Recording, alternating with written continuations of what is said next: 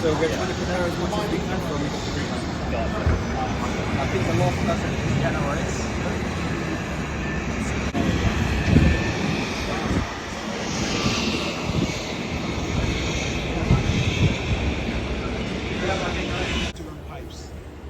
Imagine you live in the house and start turning, suddenly your motor stops running, your heating stops running.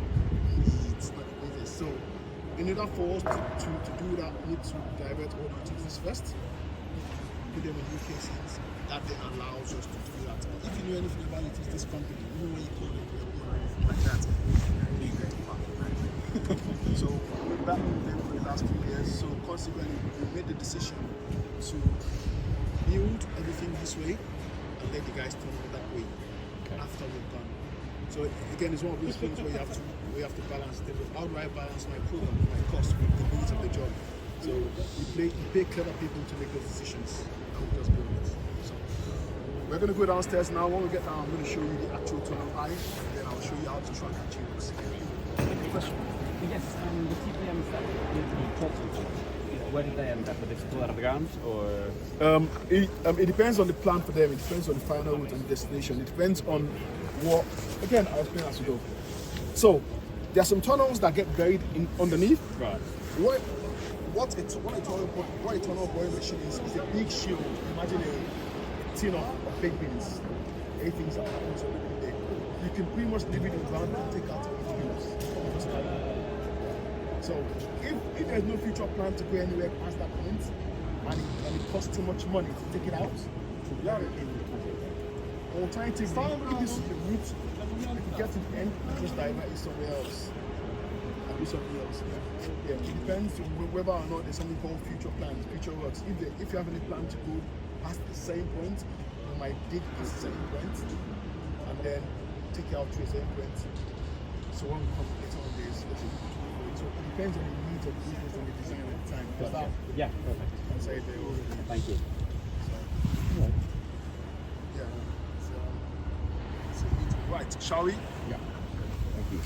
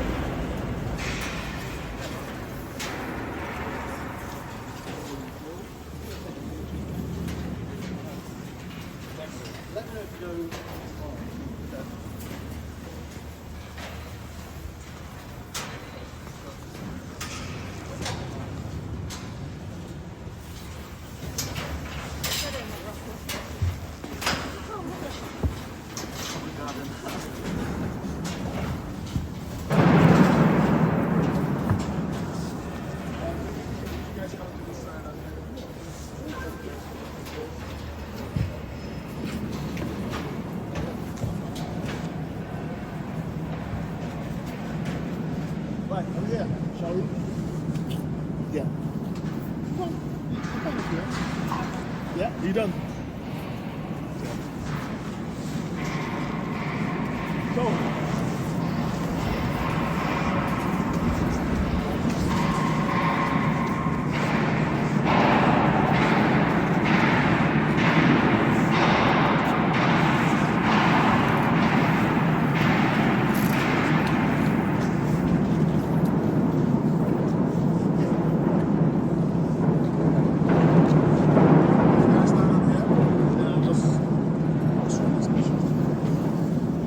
we are seeing if the station works, as it stands now, that's where you're going to have the tunnels coming out. We've got two of them. That is the northern tunnel, and that one is the southern tunnel. So, take a photo.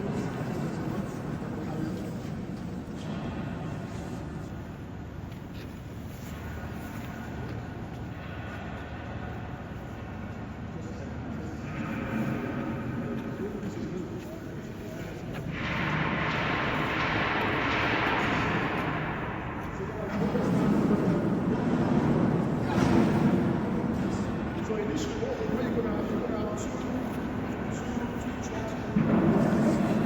And those two tracks are going to come out.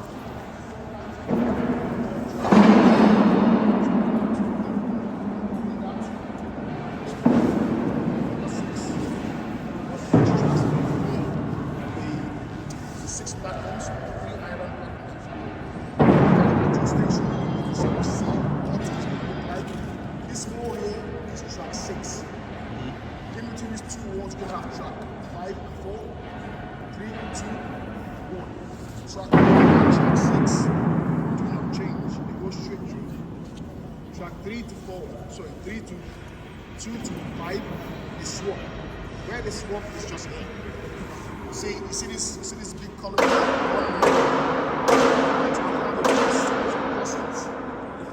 first point is here, there's one there, and it's further 2 here. So what it means is all 4 tracks can do it. You have 2 trains standing here. Yeah. So we're at a stage now where we've poured all the base slabs. What you're standing on is the finished product or the finished product. At this stage, these two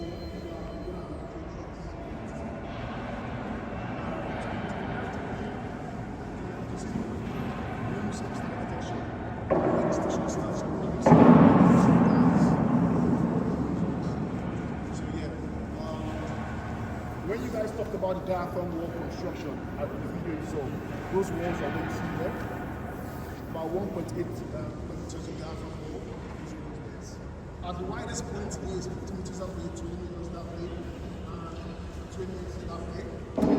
Many stations go about 160 pounds, about 1.2 meters, ranging from the 27 to the 42 meter depth. 1.6. About 18 of you, at the shortest, about 30. Let's go that way, and we'll talk about it. So as we walk through, we started seeing the station.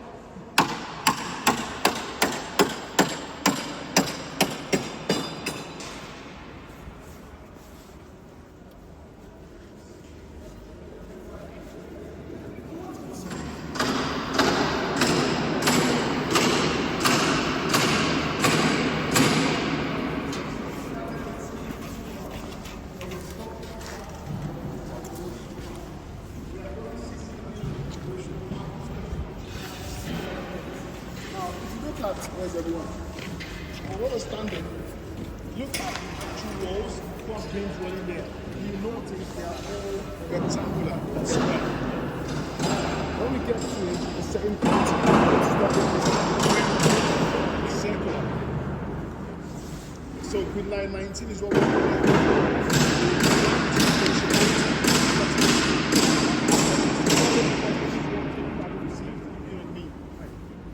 going for a finish called the glass finish. When you touch it, when you touch it that way, the fuse is smooth to touch.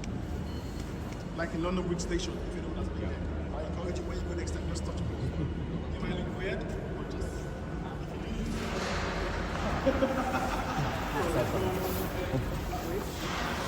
Any questions so far?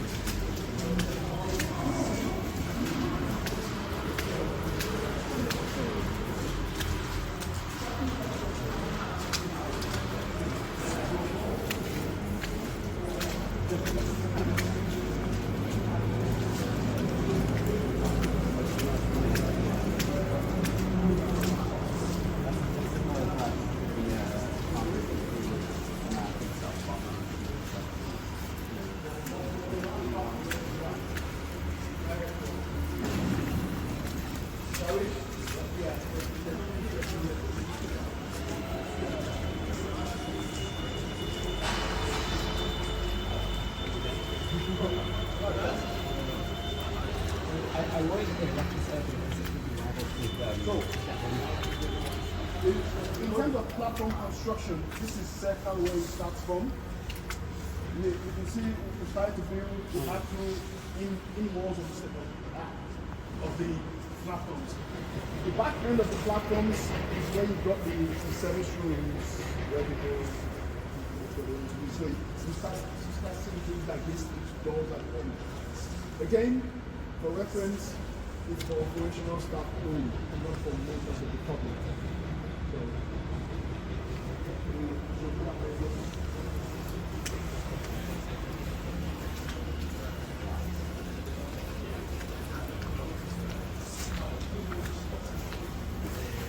seems it comes from something like how do you feel about the UK students?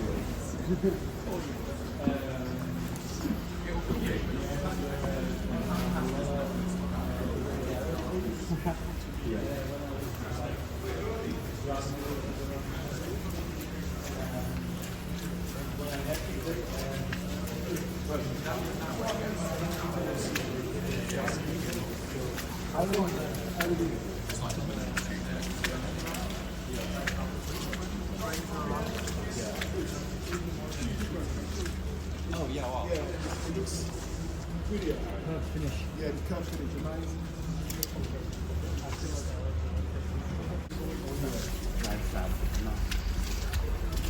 How long are you here for? A year? Oh wow, when did you get here?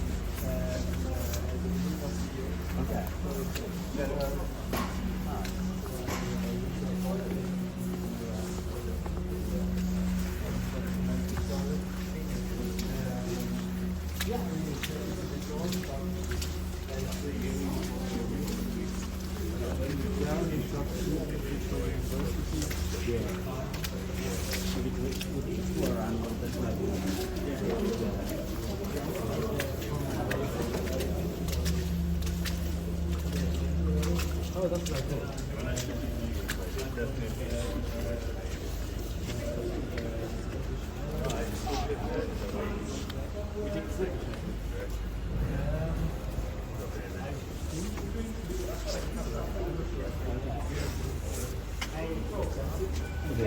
That's true. Why am I standing here? For 3 reasons. First of the reason is, as you go through the station, you tend to see a lot of features, and you wonder why are they there. Now, infrastructure takes more than just a concrete and steel. What you see now is not what you see. But one thing you want to bear in mind is the amount of time that you get to this content.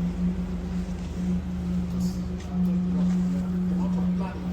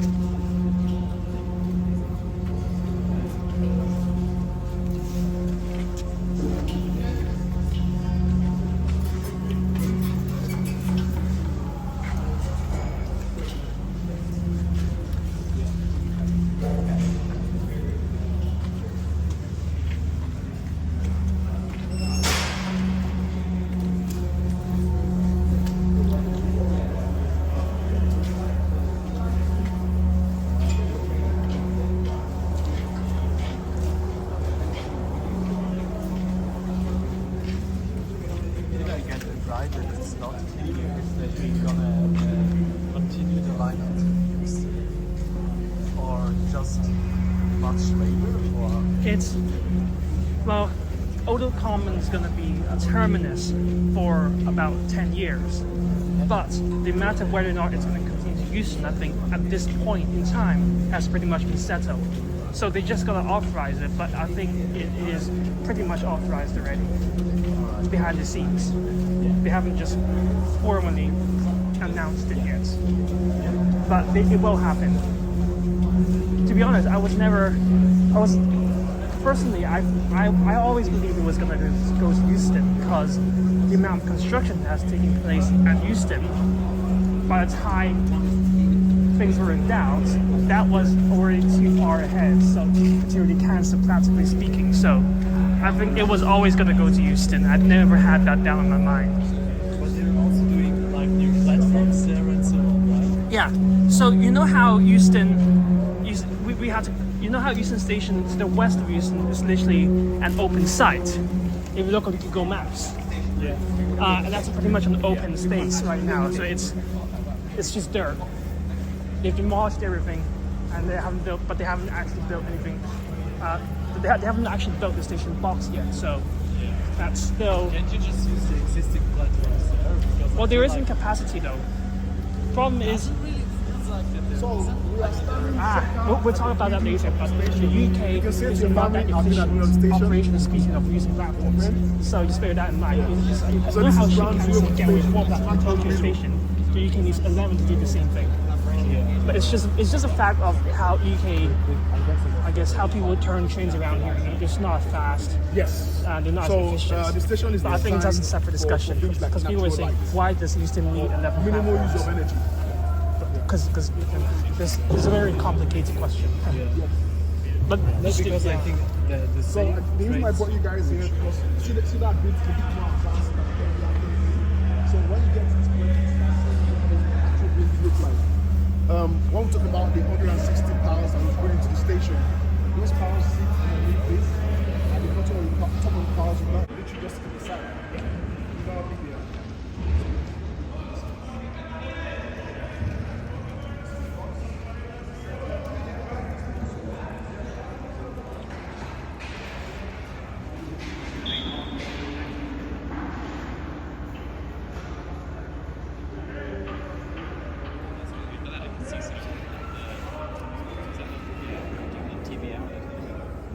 That's the TV I'm going towards Euston. Yeah.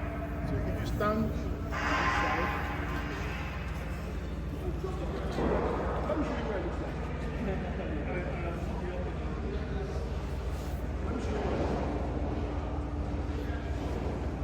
Come on. Have you guys noticed how quiet it's talking?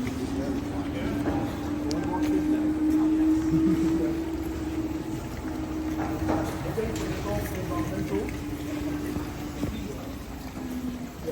The plants we use they're generally below the limit. Right, if you don't want to stand this way,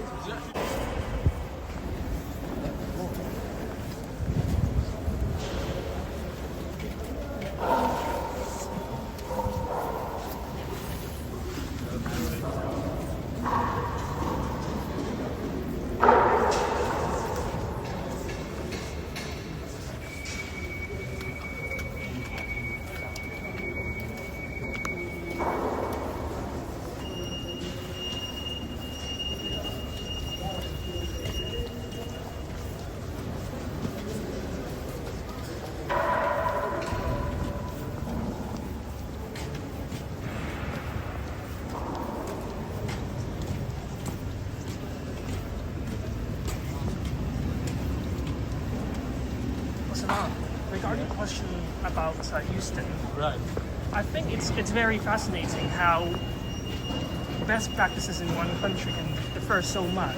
I mean, Japan you can get away with 4 platforms, perhaps somewhere else you can get away with 6 platforms, but in the UK, to deliver this number of trains, you need like say 10 platforms, 11 platforms. I just find it fascinating. I think I see that in like many big cities around Europe. Yep. Like from history, they have a big bunch of terminal stations, and they have tons of trains. Yep. Sometimes like really nothing to know. So I think it's the same with Paris. That they also have like when you look at them, platform sometimes, or also I think Yeah, they're not used effectively. I think. and also I mean the thing now with Euston aren't there many trains which are now running from Euston already running to Birmingham, right? Yeah. So they just will take a route. So I mean, the number of trains in the existing Euston station will not decrease because of HS2. I think they'll just be reused, or they're the focus go on to something else. For example, maybe serving more Coventry or Milton Keynes. So there'll be more capacity. There'll be the same number of trains, but they'll serve different people. So it's not that there'll be fewer trains on the classic West Coast main line. It's just that they'll be used for something else. But I get your point about the fact that it is frustrating to see how sometimes the operational side of things is not that efficient compared to other countries. But you mentioned Paris. I think the French are even worse than us, in the sense that they tend to have lower fleet utilization and they don't tend to run services as intensely. So they might. So you look at their TGV timetables, they're not clock-based, and they tend to have the trains who sit around for long periods of time at the station. So that's why it seems like at any of these Gare du Nord and Gare du Nord, it seems very peaceful. The trains are sitting there, but they say that it's full. The LGVs are full, the capacity is full. But okay, yeah.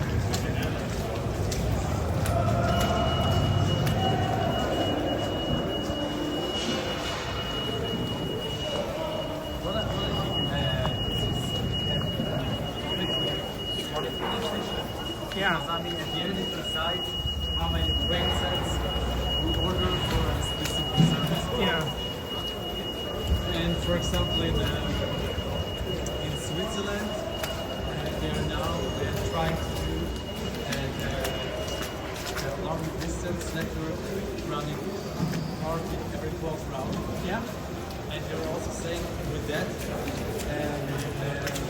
many lines will save sending trains at the end station because they don't have to wait like for 57 minutes anymore. Yeah. Like 12 or Yeah. So that's why I think it's, yeah. like to get like everyone out, everyone out, it just needs like 10 minutes Yeah. on the final station, and the driver can easily slow at this time. Yeah. I mean, what the Swiss is doing, that's probably the best in terms of efficiency. Clock-based schedules, upgrading lines where you can in order to step up in terms of the next clock base. So that makes a lot of sense to me. That's why I love your look up to Switzerland in terms of railway. I think also Germany is also starting Germany, yeah, same direction. yeah, they have this Deutschland Takt, as they call it.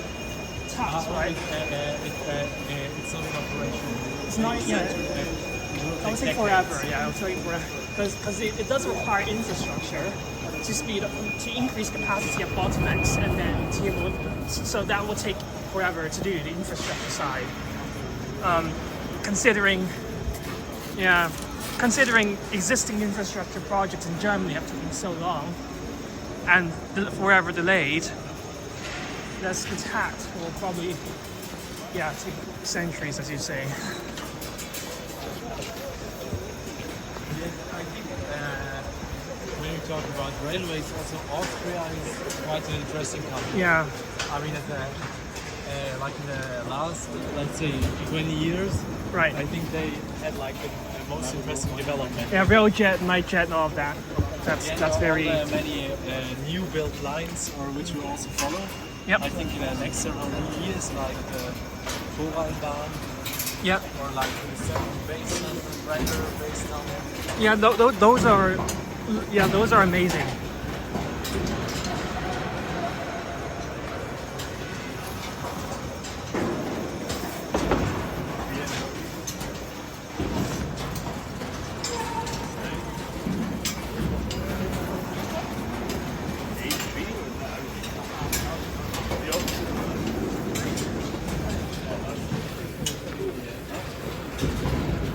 I'm not looking good. I'm on 330 behind me.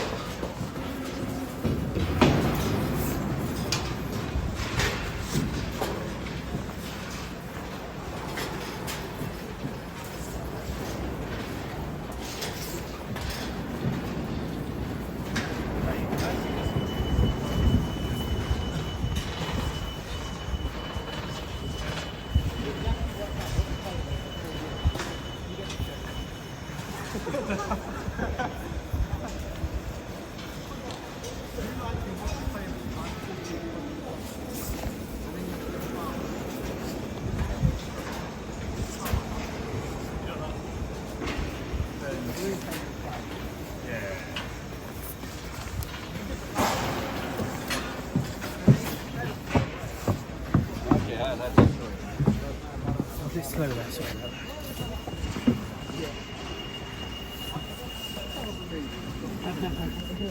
That sounds good. Interchange is just really because it's Do you know how many is it also 6 platforms at Birmingham? yeah. 6 at every station.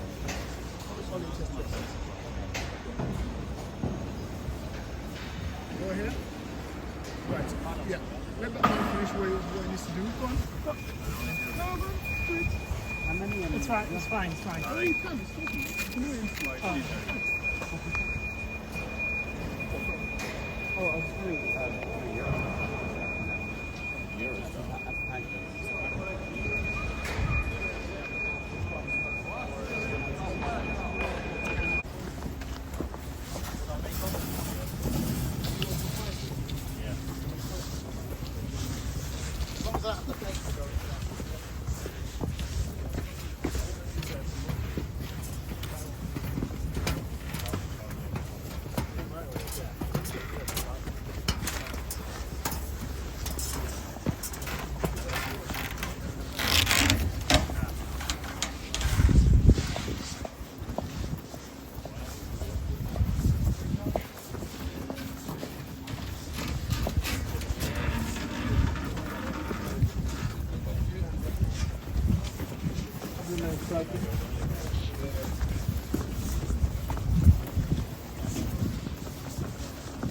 recently I traveled on the HS1 Oh, with, right. with the Southern High Speed. Yep.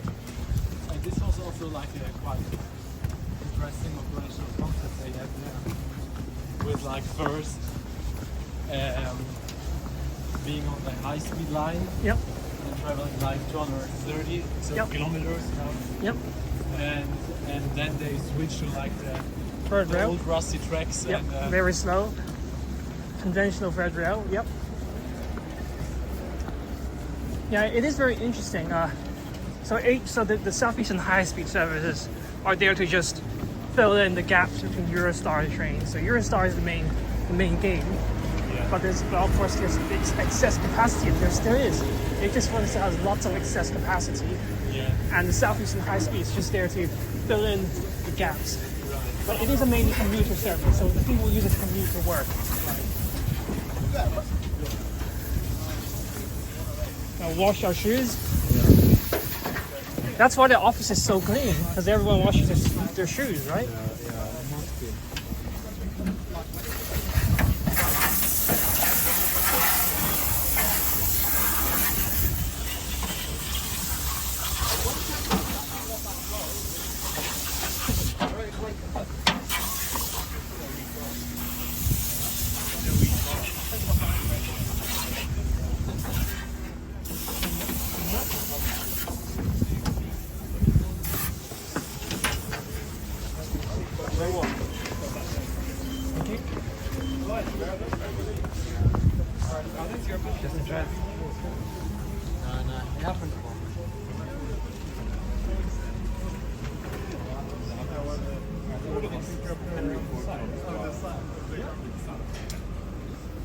So what do you think? Nice. Very calming to be downstairs actually, because we're not working and we're just like observing the noise and Yeah, we are just observing.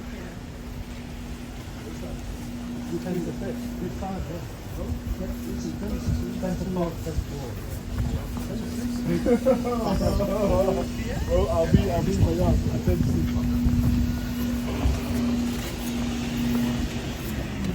I must say the construction sites are a lot cleaner and organized than the ones I've seen in Hong Kong. So that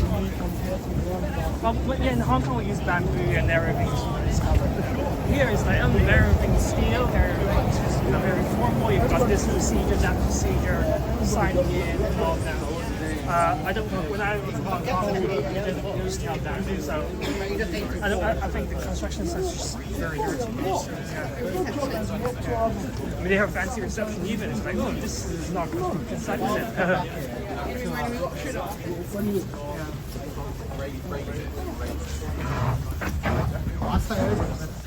I've also worked at Poland.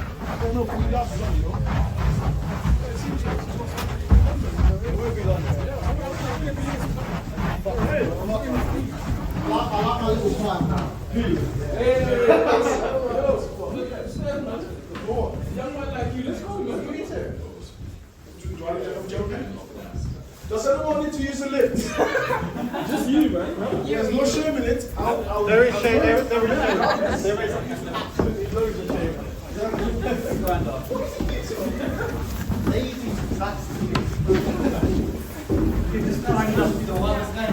I feel that this set of stairs is actually harder to climb than the one in the construction site. Yeah, I mean,